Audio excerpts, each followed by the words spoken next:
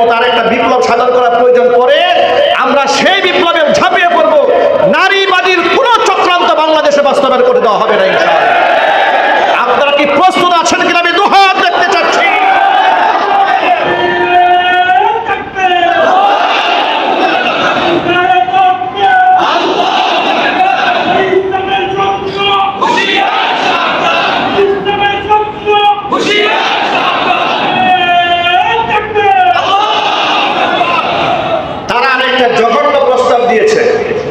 তারা বলেছে রাষ্ট্র হচ্ছে একটা ইহজাগতিক সত্তা, সুতরাং রাষ্ট্রের কোনো ধর্ম থাকতে পারবে না।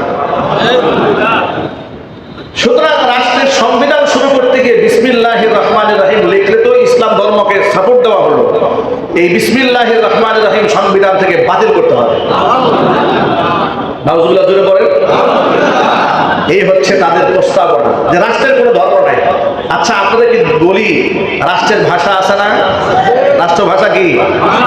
তাহলে রাষ্ট্রের ভাষা হলো কি করে? রাষ্ট্র কি কথা বলে নাকি? এবার আপনারা বলেন জাতীয় মাছের নাম কি? জাতীয় ফুলের নাম কি? জাতীয় ফলের নাম কি? জাতীয় প্রাণীর নাম কি? যদি এত কিছু হয়ে থাকে, জাতীয় পশুর নাম কি?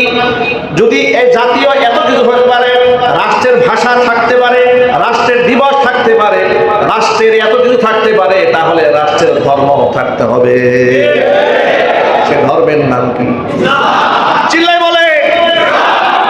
নারীবাদীরা বলেছে রাষ্ট্র হচ্ছে ইহজাগতিক সত্তা, সুতরাং এর কোনো ধর্মের পরিচয় থাকতে নাই।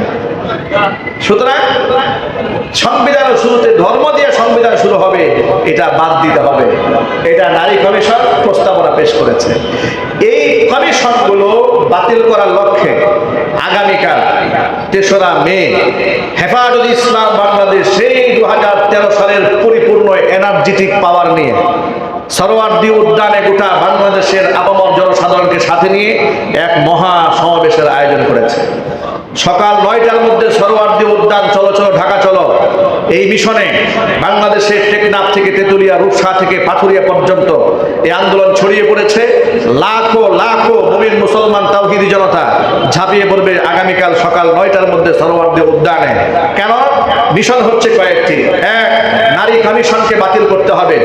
2, হেফাজত ইসলাম বাংলাদেশের বিগত দিবসগুলোতে, বছরগুলোতে স্বৈরাচারের আমলে অন্যায়ভাবে আলেম ওলামাদের নামে যে মিথ্যা মামলাগুলো দিয়েছে, সেই মিথ্যা মামলাগুলো অবশ্যই এগুলোকে পরিহার করতে হবে।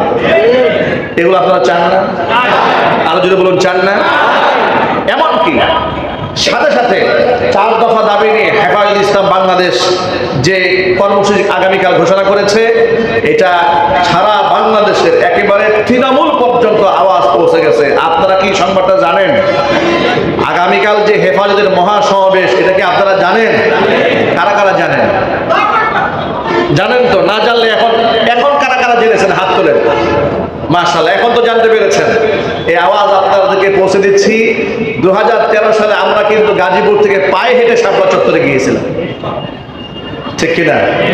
আমরা সেই কাফেলার সদস্য। আমার নেতৃত্বে গাজীপুর কোনাবাড়ি থেকে 50,000-এর ঊর্ধ্বের মিছিল আমার নেতৃত্বে পরিচালিত হয়ে শাপলা চত্বর পর্যন্ত পৌঁছে গিয়েছিল।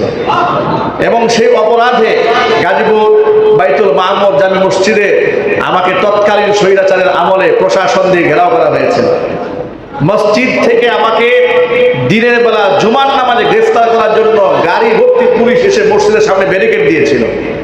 আমার মুসল্লিরা সেখানে রুখে দাঁড়িয়েছিল। তারা বলেছিল হুজুরের দিকে চোখ দিয়ে তাকালে আমরা চোখ উপড়ায় ফেলব। এরপরে তারা আমাকে সেখানে গ্রেফতার করতে সাহস পায় না, কিন্তু মিথ্যা মামলা দিয়ে দিয়েছিল। বছরের পর বছর এই মামলা আমাকে হাজিরা দিতে হয়েছিল। আমরা জেল জরিমানাকে পরোয়া করি নাই। সর্বশেষ এখানে এই মিম্বার থেকেই দায়িত্ব পালনরত অবস্থায় 2018 সালে আমাকে গ্রেফতার করা হয়েছিল মিথ্যা মামলা দিয়ে। একের পর এক মামলা খেয়েছি, জেল খেটেছি, জরিমানা দিয়েছি, এলাকা ছেড়েছি, কিন্তু স্বৈরাচারের আমলে আওয়ামী জাহিলিয়াতের সরকারের কাছে মাথা নত করি নাই। আওয়ামী জাহিলিয়াতের আমলে মাথা নত করি নাই, আর বর্তমান সরকারের কাছে মাথা নত করবো এর তো কোনো প্রশ্নই আসে না। আমাদের বন্ধুত্ব হবে আল্লাহর জন্য, শত্রুতাও হবে আল্লাহর জন্য। কাউকে ভালোবাসবো আল্লাহর জন্য, কাউকে ঘৃণাও করবো আল্লাহর জন্য। আগামীকালকে সরোয়ার্দী উদ্যানের সেই কাফিলার মধ্যে আমি শামিল থাকতেছি ইনশাআল্লাহ। আপনারা যাবেন তো ইনশাআল্লাহ? রাজি আছেন তো ইনশাআল্লাহ? এখান থেকে বুটবাজার থেকে গাড়ি যাবে, বেশ কিছু গাড়ির ব্যবস্থা করা হয়েছে। বুটবাজার থেকে গাড়ি যাবে, চৌরাস্তা থেকে গাড়ি যাবে, প্রতিটা থানা উপজেলা থেকে গাড়ি যাবে, আমাদের বুটবাজার থেকেও গাড়ি যাবে। আমরা যাবো না ইনশাল্লাহ? এবং দেখেন আরেকটা বিষয় আপনাদেরকে বলি, আমরা নিজেদের পকেটের টাকা খরচ করে শাপলা চত্বরে লক্ষ লক্ষ মানুষের সমাগম ঘটিয়েছিলাম। আমাদের কেউ টাকা পয়সা দিয়েছিল? তৎকালীন যুগে সরকার বলেছিল হুজুর ভাই এত টাকা কই পাইছে?